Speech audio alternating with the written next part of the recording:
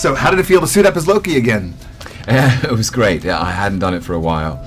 The last time, well, it was about 4 years. So it was kind of amazing to get back in the habit and play the Lokester. Yeah. And what can audiences expect to see from this third go round with Loki and Thor, the relationship and everything? Well, it's every film there's an evolution of the relationship between Thor and Loki, and Taika Waititi, our director, has infused that brotherly feud with so much humor and so much spirit, and it's kind of time to ring the changes, because there's only so long that those two can basically fight and try to one-up each other, and actually the stakes are so high that they need to change things up between them a bit. We'll see.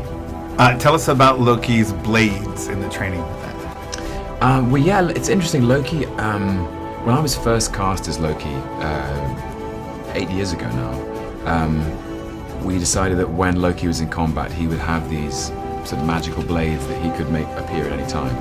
And there's this fight in the first film, but because of his staff, which has become quite crucial in the Marvel Universe in Avengers, I haven't fought with the blades for a bit, so it was nice in a way to come back to that. And we had amazing stunt coordinator and fight directors and a whole great stunt team we used to train with all the time.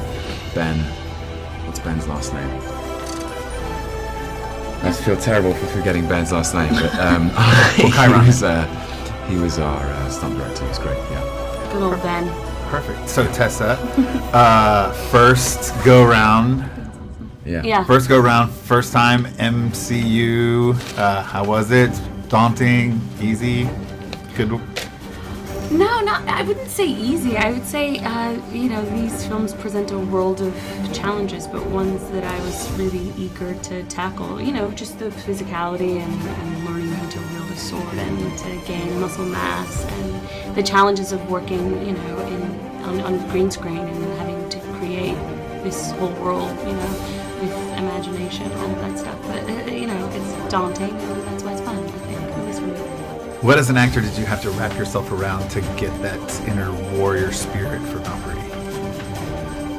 Goodness, I think just really working on the physicality and feeling sort of confident and strong when holding a sword and getting stronger myself, just doing pull-ups. Just feeling, really spending time on stage 3 with the stunt crew, and once you can sort of move through space, doing some of that fight stuff, you begin to kind of be able to inhabit the space of the character.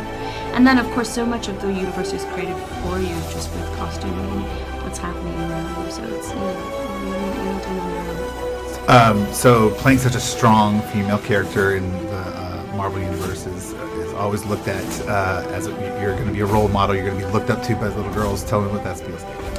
Yeah, it feels tremendous, and hopefully not just by little girls, by boys too. I think it's important that boys look at female characters and think it's something that they would like to aspire to be. I think that's really important. And I have the added benefit, I think, of being able to present a character that wasn't necessarily historically represented this way. And so there's a host of young women that look like me, and their mothers write me and say, we're so happy that our little girl gets to see a woman that looks like her on screen. I certainly never thought that I would be in a film like this playing a superhero, and I think some of that has to do with the fact that I didn't grow up watching a superhero that looks like me, so that's a joy. And now this is both of them, so we can open it up so we get both of them in the camera. And I apologize, I shouldn't have said just little girls. Everyone should look. No. So tell me your favorite. I know it's practical sets and green screen. What was your favorite set to work on during filming? You want to jump in with that? I really like the Hulk suite, which you. I didn't spend any time in the Hulk suite. Oh, you were in my apartment though. That was cool. Was it your apartment? Yes. Yeah. I mean, in the set, in my set apartment. Yeah. Valkyrie, Scrapper 142 or Val has an apartment on Sakaar. Loki ends up there in chains. It was pretty rad, that apartment. Yeah, that apartment was cool. There was lots of funny little tidbits. She's not the cleanest, person, so there's sorts of relics all over the place. I think at one point there was a human arm. I don't know if that's still in the movie, but she's just like looking for stuff and Yeah. chucks it on. The Sicarian stuff was great because that felt Thor and Loki are cast out onto this alien planet called Sakaar, which is presided over by Jeff Goldblum as the Grandmaster, and Val is there, and it was really inspired by the illustrations of Jack Kirby, who was such a influential comic book illustrator for Marvel. And it's really out there and out of this world, and so the colours of those sets. There's when Loki and Val fight, there was this sort of in this kind of the hall of slightly strange jigsaw puzzle piece. I don't know what you'd call it really. It was like, but it was a very, very colourful, otherworldly set. Kind of felt like we were in Wonka's Chocolate Factory or something, you know? Yeah, and then Hulk Suite, where he lives, is sort of this lush, like bachelor pad, but everything's huge, obviously, because it's Hulk. He has a hot tub and a circular bed and a bar, which, of course, Val enjoys immensely. But yeah, you as an actor, you're always trying to suspend your own disbelief, and thereby the audience's. So it's always a pleasure to walk onto a set that just is so lived in and is telling a story. It makes your job easier. A lot of the folks that I've talked to already have talked about how Taika was very encouraging of improvisation.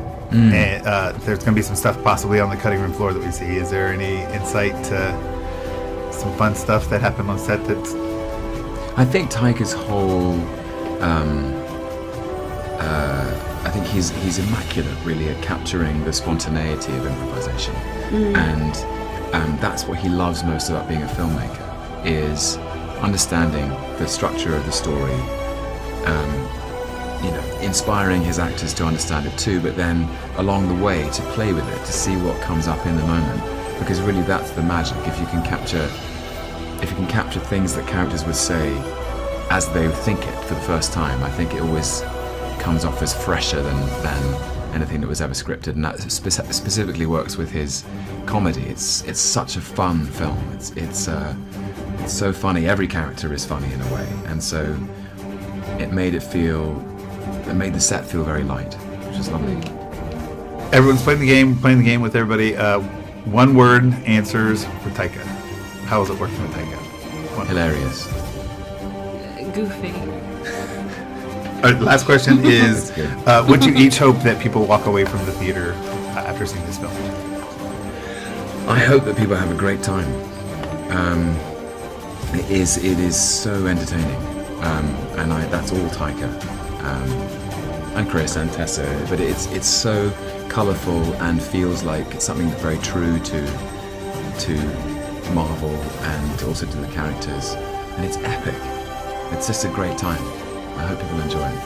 Yeah, I think Ragnarok is literally the destruction of the old and the birth of the new. So I hope that people feel like this new world order that we've created in this universe, this zany thing, is exciting and a place they want to